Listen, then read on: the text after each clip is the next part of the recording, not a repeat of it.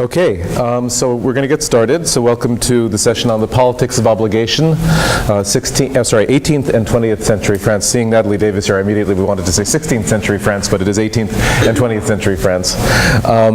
So I'm going to introduce the panelists each time they come up to speak, rather than doing it all at once. So without further ado, our first panelist is Julia Abramson. She's Associate Professor in the Department of Modern Languages at the University of Oklahoma. She has a BA from Bryn Mawr, an MA and a PhD from Princeton. She's the author of 2 books, A Food Culture in France and Learning from Lying, Paradoxes of the Literary Mystification. She also has many articles, including one called, with the wonderful title of Frontières de la nourriture en Oklahoma. And her paper today is entitled Money Workers, Tax, and the Problems of Representation in the Mid-18th Century, Roman de Finance. So, Julia, thank you. Thank you.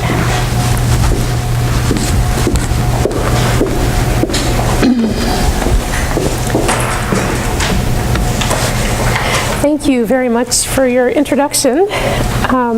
So this paper is about literary representations of the financier and the financial milieu from the early to the middle part of the 18th century in France as a way to help understand issues of obligation but also distribution.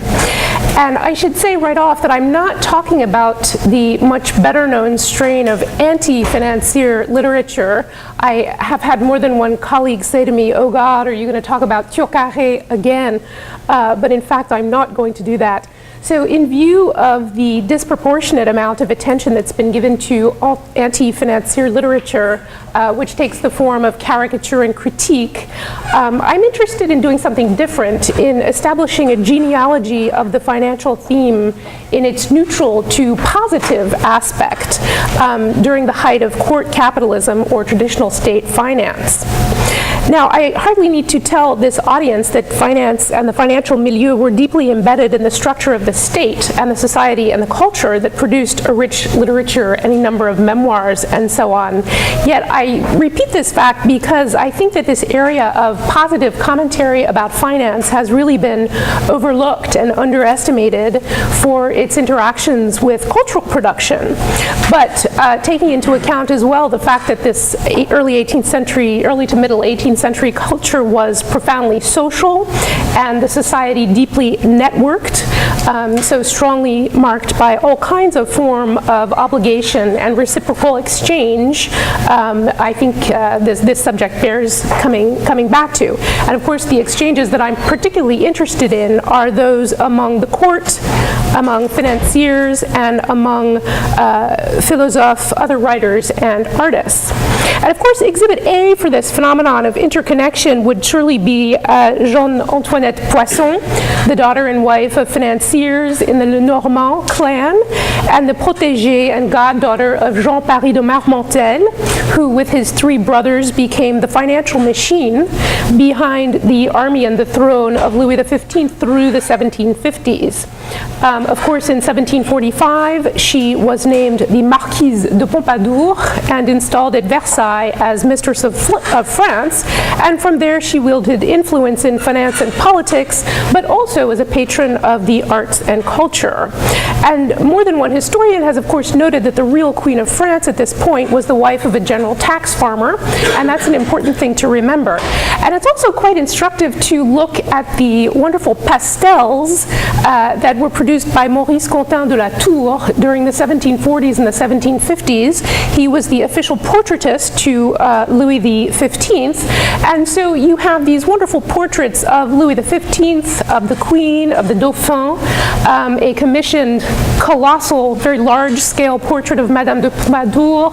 You have portraits by the same individual of the financiers and the money workers, and then you have portraits by this individual of Diderot, of Rousseau, of Voltaire. So here are these 3 groups in their interconnection represented visually as well. So despite these connections, I want to suggest that finance has remained largely a tacit dimension of the culture, and I'm borrowing this phrase from Albert Hirschman, who himself takes it from Michael Polanyi. So this finance has remained largely a tacit dimension for culture. So I'm contending that bringing the financial theme and financial connections forward, bringing them into the light, following the rise of the financiers themselves, can help explain aspects of the literary and the cultural record, and perhaps the historical one too, that may otherwise appear to be somewhat contradictory or simply impossible to explain otherwise. And let me offer a quick example of the kind of reconsideration and rebalancing that I'm talking about here. I think probably everyone in this room is familiar with the text by Diderot called Rameau's Nephew, Le Neveu de Rameau, which he began to write in 1761 and which he continued to revise until fairly shortly before his death, all the way through 1782. He died in 1784. And in this text, Diderot made, typically for him, fairly scathing remarks about financiers and general tax farmers as figures of corruption who are little deserving of any sympathy. And he names names, placing on this list of the accused very, very prominent figures such as Samuel Bernard, the Protestant banker to Louis XIV and XV, Henri Bertin, who was the Comptroller General from 1759 to 1763, Philippe Charles Legendre de Villemorien, who was a tax farmer, and Étienne Michel Bourret, a treasurer to the king, and then a general tax farmer, and Villemorien's father-in-law. Diderot describes Bourret as aimé de son chien, loved by his dog. So very typically, Diderot makes out the financier as a parasite, someone who makes money but produces nothing, who exploits others and refuses any kind of bond of obligation, mutual obligation in the society and the polity. And if you look at other examples of anti-financier literature, you find as very typical metaphors words like vulture and vampire and demon.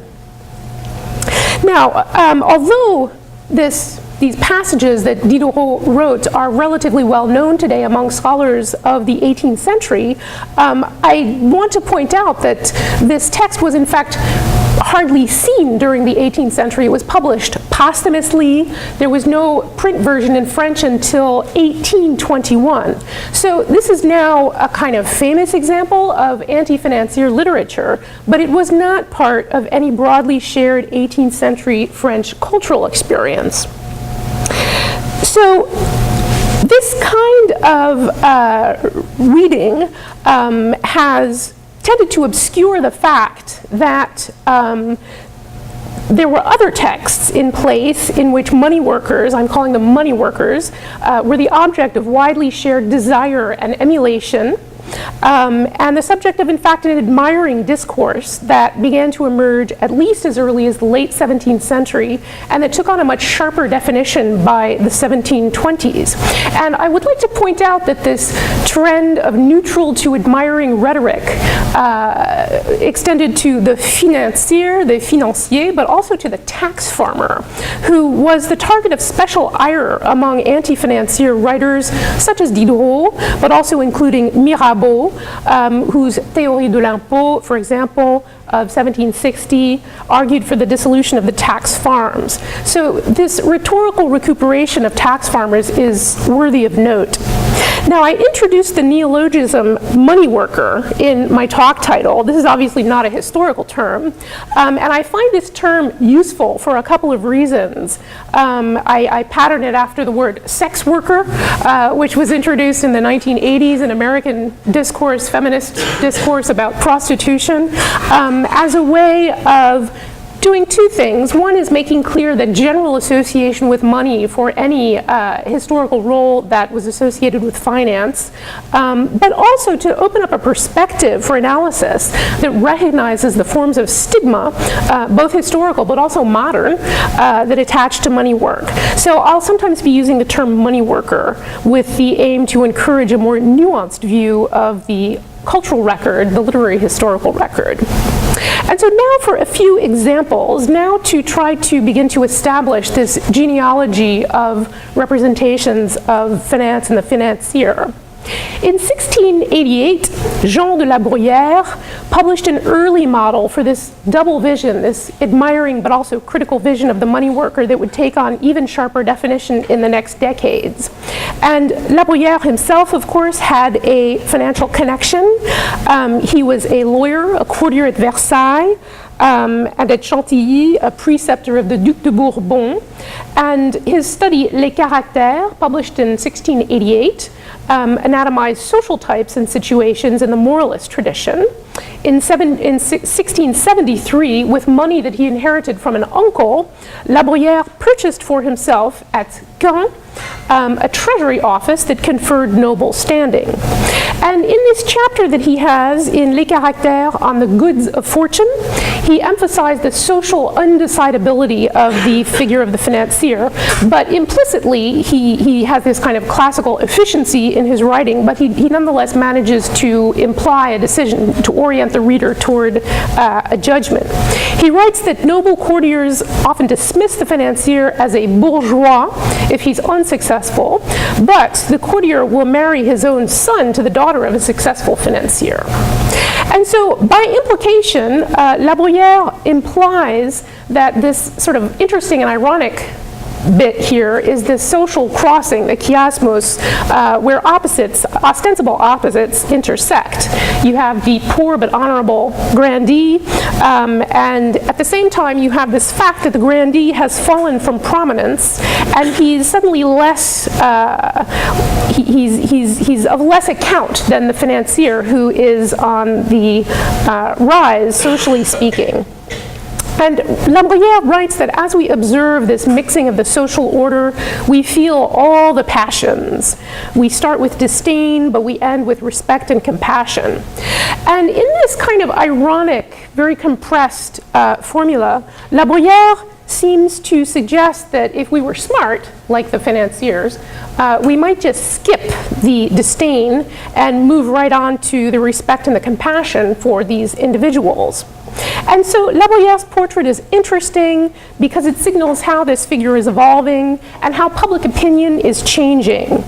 And the double perspective also forecasts competing models of obligation for the political economy and perhaps for the social economy as well, as Lockean contractarianism gains on feudal, if not courtly, ties of honor and the divine and hereditary right of kings.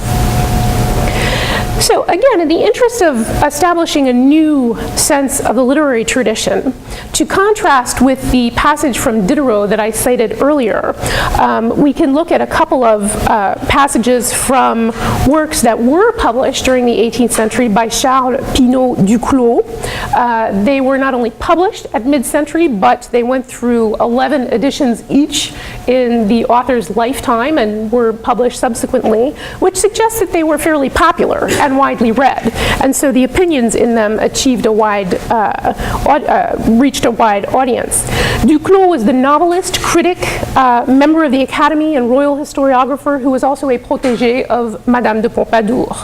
And of course he doesn't enjoy the great reputation of Diderot with reason, but his works illuminate currents in the culture that I think were fairly broadly shared.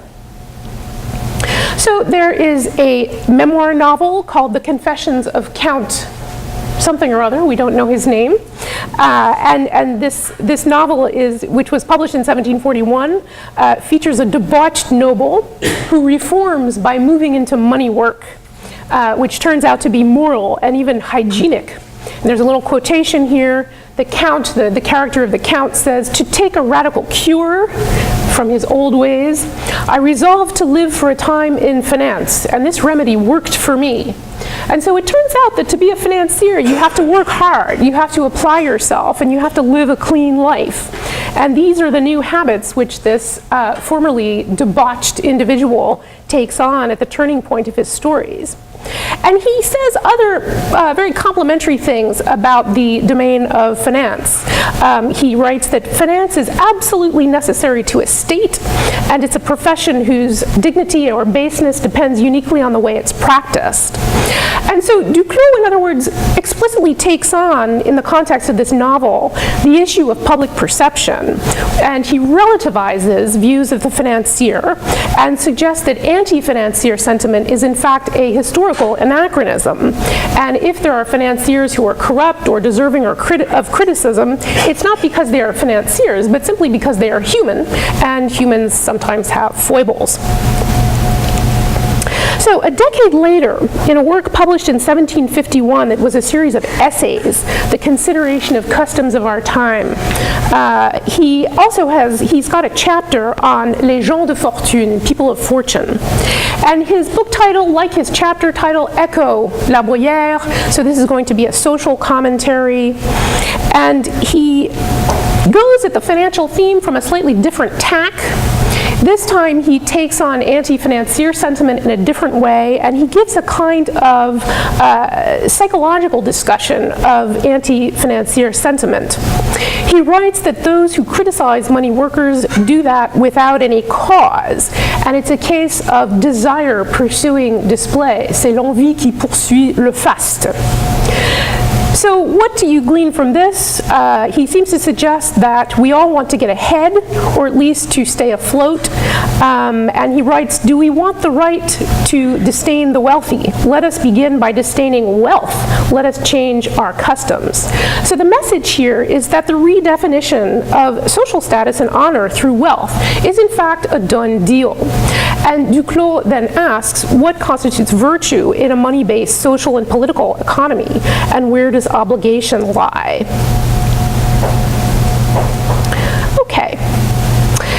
And the last couple of examples, something else that's very interesting in this process of trying to establish a new history of literature that can include the financial theme looked at from a different way, from the non-critical perspective. It's very intriguing that fictions produced during the apogee of court capitalism have often been overlooked for the financial theme, or they've been read in ways that suggest a priori that there must be, if there's a financial theme, there must be critique of finance, but this is not always the case.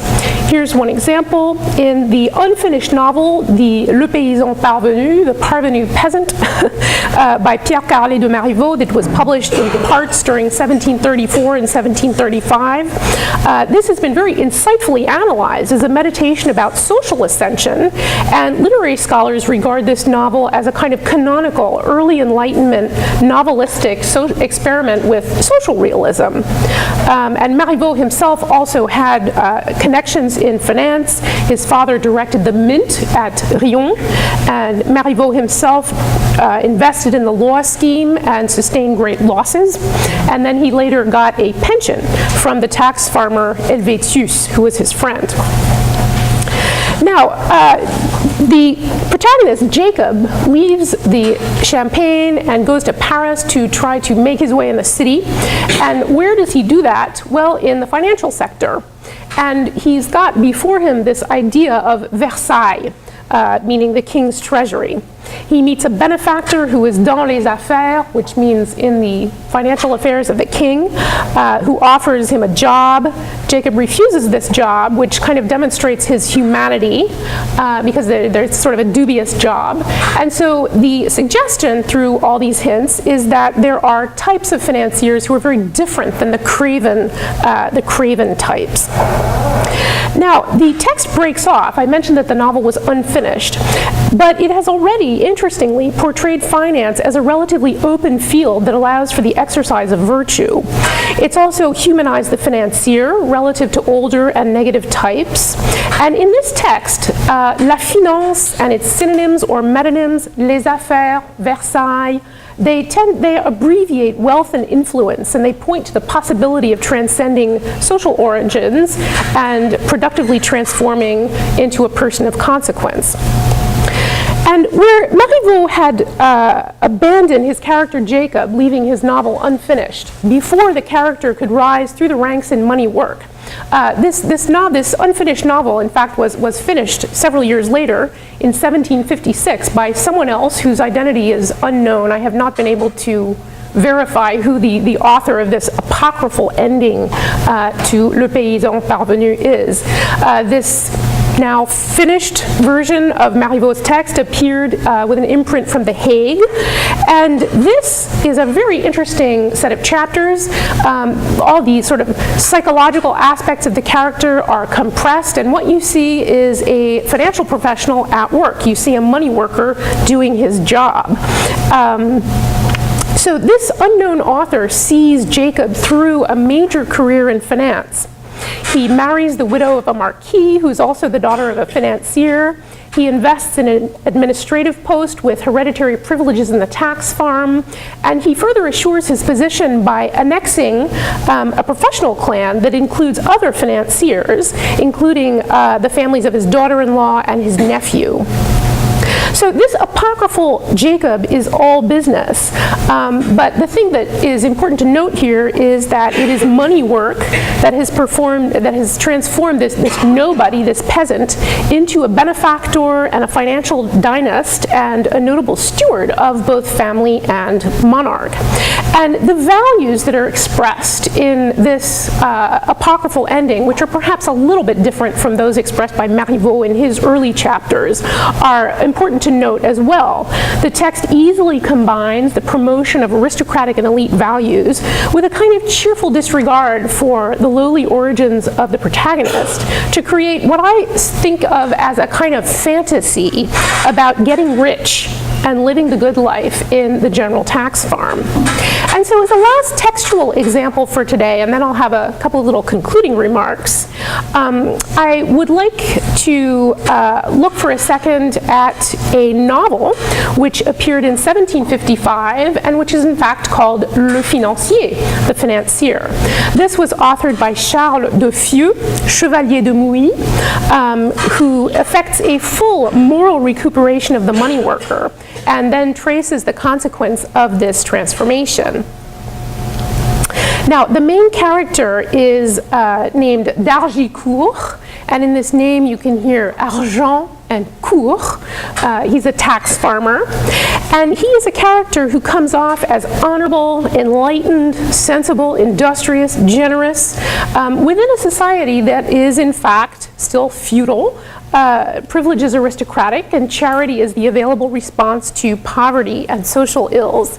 How am I doing for time? 2 or 3 minutes. Probably. Okay, thank you. I'll try to wrap up.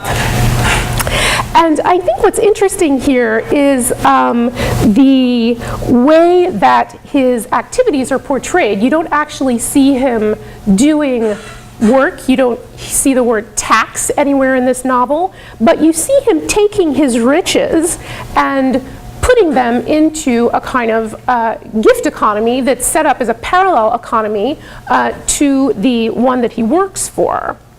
And so you have this kind of presentation of a currency of virtue and charity, which contributes to a natural or moral accounting that presumably mirrors but also derives from and supports the actual accounts that he's responsible for. Okay, let me move on to my conclusion. So a question comes up, how do you explain the presence of this pro-financier literature in the face of the better-known anti-financier material? And here are a couple of ideas. I think a kind of obvious one is that during this period, roughly the first half of the 18th century, neutral or admiring or sympathetic depictions of money workers were probably what the traffic could bear. As late as 1760, the elder Mirabeau would be arrested and briefly exiled following the publication of the Théorie de l'impôt with its strong critique of royal finance and the tax farms. But perhaps even more interestingly, I want to point out a kind of fundamental impulse that seems to characterize the pro-financier literature from this period. The ideals that are communicated in these works are advancement and self-determination within a social and political economy in which monetary wealth was already a supreme and necessary measure of power. And I think that this idea, this element of fantasy, hope, and projection is particularly useful for trying to understand these texts. It's easy to imagine, for instance, that readers of Mouy might have projected themselves onto his pages and into this world of wealth and luxury, or that they might have wanted to identify with the element of upward social mobility, combined a little bit paradoxically with the possibility of integrating themselves into one of the fundamental state structures and power structures that makes the story possible. So, and I want to conclude by noting that I think that the pro-financier literature from this period, although it's been hardly studied, has a very peculiar relevance for the predicaments of modern society. The culture continues to project the fantasy of wealth, and especially inherited wealth, and to make of money work a kind of fantasy domain. And this obviously has very complicated implications for conceptions of fair distribution and obligation, or equality and social justice. We can now recognize the 18th century paradigm when, if you happen to be in one of those bookstores at the train station or at the airport, you might pick up a work by the best-selling author Françoise Bourdin, such as that text, which was this novel, which was published in 2006, and which is called La Passion en Héritage, about a privileged widow who inherits her husband's bank and financial empire and then has to decide to whom it should be passed down. And the scenes in this novel, this popular novel, are complete with big chateaux, beautiful luxurious clothes, and so on and so forth. What Duclos would have called le faste. And I think in this current moment, when the economist Thomas Piketty, in his work, which has just been released in English, called Capital in the 21st Century, uses 3 centuries of data to make the argument that we're once again in an era of patrimonial capitalism, or privilege that's increasingly dependent upon inheritance. I think these texts become particularly relevant again. So in this modern context, but also in the context of a historiography and a literary history that has perhaps tended a little too much to seek out narratives of progress and progressivism and modernization, the 18th century French pro-financier literature is quite instructive, since it has its own peculiar brand of realism as far as obligation and distribution are concerned. Thank you very much.